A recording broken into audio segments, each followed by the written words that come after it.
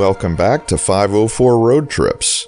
Today we're driving on US Highway 61 South as well as US Highway 62 West, concurrent with the Great River Road. We're in an unincorporated area of New Madrid County, Missouri, just south of the city of Sikeston, and we're approximately 68 miles from the Arkansas border. We're in the heart of the New Madrid seismic zone, in an area that falls between the southern and the midwestern United States, which most Americans don't normally associate with earthquakes because it's not California. But 7 states, Illinois, Indiana, Missouri, Arkansas, Kentucky, Tennessee, and Mississippi, are threatened by earthquakes from the New Madrid faults. The earthquakes produced here are intraplate earthquakes, being far from any tectonic plate boundary. The faults responsible for the New Madrid seismic zone are embedded in a subsurface geological feature known as the Reelfoot Rift, which likely formed during the Cambrian period. The rift failed to split the North American continent, but it has remained a scar or zone of weakness deep underground. This relative weakness is important because it would allow the relatively small east-west compressive forces associated with the continuing westward continental drift of the North American plate to reactivate old faults around New Madrid, making the area unusually prone to earthquakes. The zone had 4 of the largest North American earthquakes in recorded history, with moment magnitude estimated to be as large as 7.0 or greater, all occurring within a 3-month period between December 1811 and February 1812. They remain the most powerful earthquakes to hit the contiguous United States east of the Rocky Mountains in recorded history. Many of the published accounts describe the cumulative effects of all the earthquakes known as the New Madrid sequence, so finding the individual effects of each quake can be difficult. Magnitude estimates and epicenters are based on interpretations of historical accounts and may vary. Hundreds of aftershocks of the 1811-1812 series followed over a period of several years. Aftershocks strong enough to be felt occurred until 1817. The quakes caused extensive changes to the region's topography. Subsidence, uplift, fissures, landslides, and riverbank collapses were common. Trees were uprooted by the intense shaking. Others were drowned when subsided land was flooded. Reelfoot Lake was formed in Tennessee by subsidence, ranging from 1.5 meters up to 6 meters in some places. Lake St. Francis in eastern Arkansas was expanded by subsidence, with sand and coal being ejected from fissures in the adjacent swamps as water levels rose by 8 to 9 meters. Waves from the Mississippi River caused boats to wash ashore. Riverbanks rose, sandbars were destroyed, and some islands completely disappeared. Sand blows also occurred in Missouri, Tennessee, and Arkansas, destroying farmland. Due to the limited amount of rocks in the soil, the seismic waves generated from the earthquake were able to travel great distance without being interrupted. Persons as far away as Canada felt the ground shaking. Intense effects were widely felt in Illinois, Arkansas, Tennessee, Kentucky, and Missouri. One of the most unusual events caused by these earthquakes was that the Mississippi River ran backwards for several hours due to land upheaval. 2 temporary waterfalls were created in the river, and the end result was a complete change in the course of the river at the city of New Madrid, leaving a portion of Fulton County, Kentucky completely isolated from the rest of the state. The largest earthquakes to have occurred since then were on January 4, 1843 and October 31, 1895, with magnitude estimates of 6.0 and 6.6 respectively. The 1895 event had its epicenter near Charleston, Missouri. The quake damaged virtually all the buildings in Charleston, created sand volcanoes by the city, cracked a pier on the Cairo Rail Bridge, and toppled chimneys in St. Louis, Missouri, Memphis, Tennessee, Gadsden, Alabama, and Evansville, Indiana. The largest New Madrid seismic zone earthquake of the 20th century was a 5.4 magnitude quake on November 9, 1968 near Dale, Illinois. The quake damaged the Civic Building in Henderson, Kentucky, and was felt in 23 states. People in Boston said their buildings swayed. At the time of the quake, it was the biggest recorded quake with an epicenter in Illinois in that state's recorded history. Instruments were installed in and around the area in 1974 to closely monitor seismic activity. Since then, more than 4,000 earthquakes have been recorded, most of which were too small to be felt.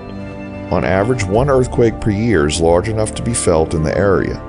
In a report filed in November 2008, The U.S. Federal Emergency Management Agency warned that a serious earthquake in the New Madrid seismic zone could result in the highest economic losses due to a natural disaster in the United States, further predicting widespread and catastrophic damage across Alabama, Arkansas, Illinois, Indiana, Kansas, Kentucky, Mississippi, Missouri, Oklahoma, Texas, and particularly Tennessee, where a 7.7 magnitude quake would cause damage to tens of thousands of structures, affecting water distribution, transportation systems, and other vital infrastructure.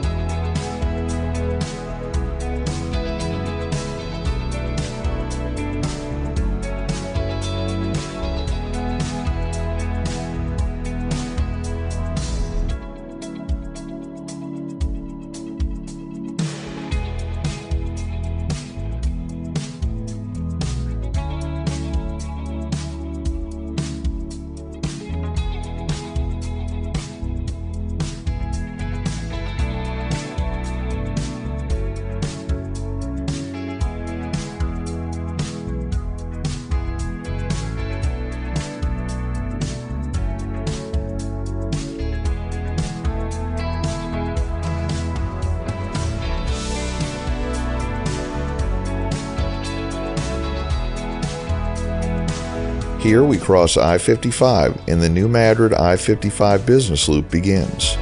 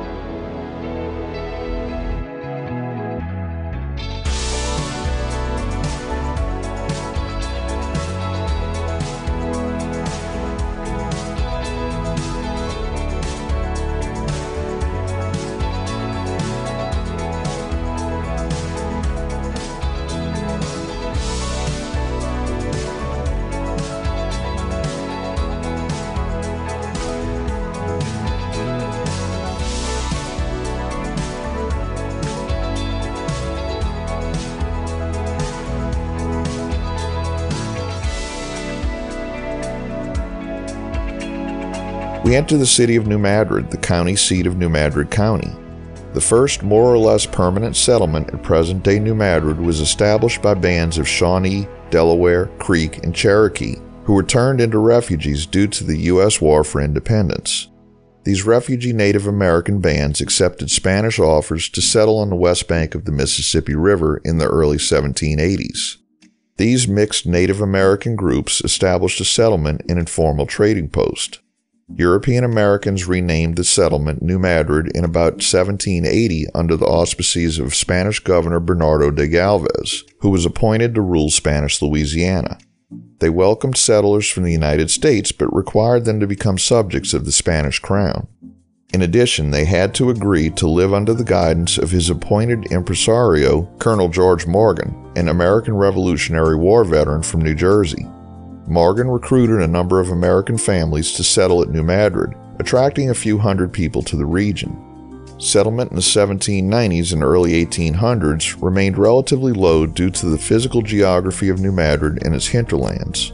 The Mississippi frequently washed away the town's riverbanks, and a Spanish fort was washed away. Surrounded by low, swampy land, New Madrid developed a well-earned reputation for illnesses, especially in the summer and fall. In 1800, Spain traded the territory back to France in the Third Treaty of San Ildefonso. After trying to regain control of what is now Haiti, Napoleon gave up on his North American colonies, agreeing to sell this territory to the United States in 1803 as part of the Louisiana Purchase. This fertile floodplain area was developed for cotton plantations based on the labor of enslaved African Americans. They were emancipated after the Civil War and worked to make new lives.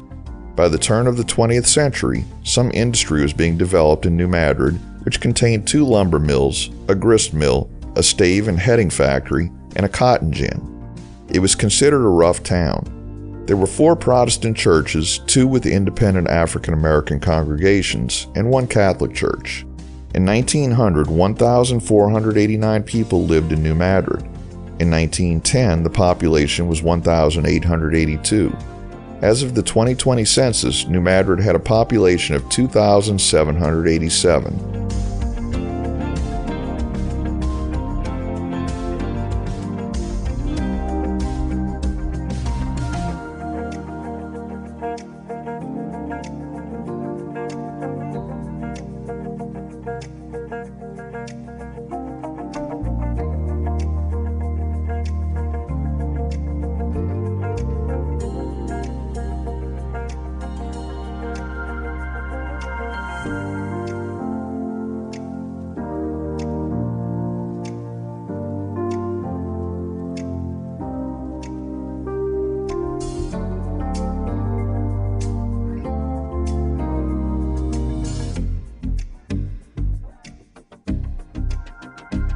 As we once again cross to the west side of I-55, the business loop ends.